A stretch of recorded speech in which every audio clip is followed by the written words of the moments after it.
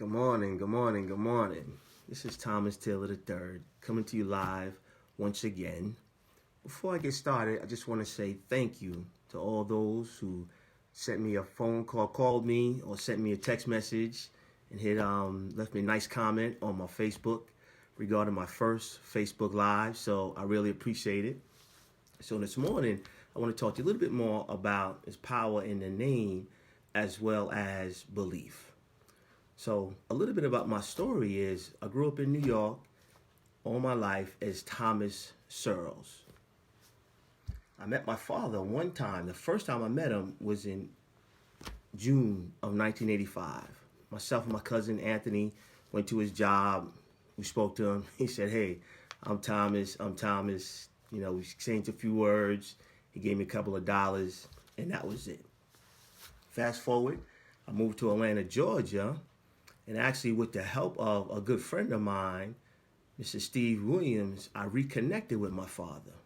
I found out that my father was actually in Orangeburg, South Carolina.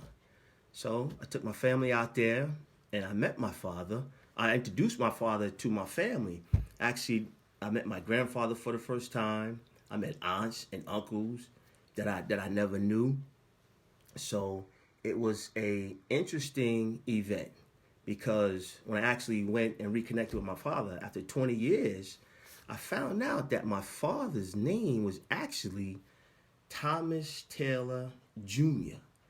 Now, I didn't know that growing up. I had no idea that actually that was his name. So I actually want to change my last name because I said, hey, if my son ever does a book report, I have two children, if my son ever does a book report and he actually studies the information on Searles, there will be no history. So I actually legally petitioned the court to change my last name as well as my family last name to Taylor because I was actually my father's firstborn son. So I asked you, what was my actual birthright name? Yep, Thomas Taylor III. So that's why I kind of really want to talk to you guys about how much power there actually is in the name, right? So happened in 2007, actually changed my name. So fast forward now, okay, changed my name. So the reason why that was very important to me, you guys, was because I actually believed that I can. So I just want to ask you a question today, share with you a little bit, inspiration. What is it that's inside of you that you feel like God placed inside of you to actually do, right? Because in your quiet moment, when you by yourself, you know that thing, or hopefully you know what it is that you feel that you actually came here to do. And I know sometimes it's difficult to really understand and find out what that is. But the challenge is, how much do you believe? And I actually believe in you that you actually can do the things that God have actually placed upon you to actually do.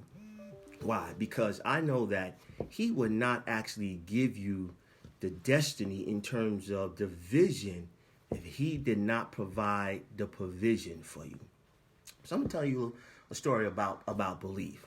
Just think about it. Remember when you was growing up, you went to learn how to ride a bike. Your moms or your pops brought you a bike, right? So they put the training wheels on there. So you riding and everything is fine.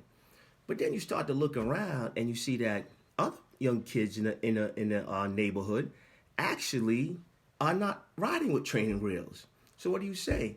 That you want to take your training wheels off. Okay. So your moms or your pops or your brother and sister, they actually take the training wheels off your bike, right? So I don't know many people who just jump on the bike and go, right? Hey, maybe you guys are good like that. I wasn't one of those individuals. But for the most part, what happens is you get on the bike and somebody holds the seat for you, right? So now you riding, they holding the seat. And what do you say? Let go. I got it. So you riding. And you look back, let go of the seat, but you're still riding, and somebody's holding the seat, and they're running with you, and then all of a sudden, they let go of the seat, And there you go. You riding down the street, right? Now, how are you able to do that? At some point, you believed that you can actually steer this bike and balance this bike without any assistance.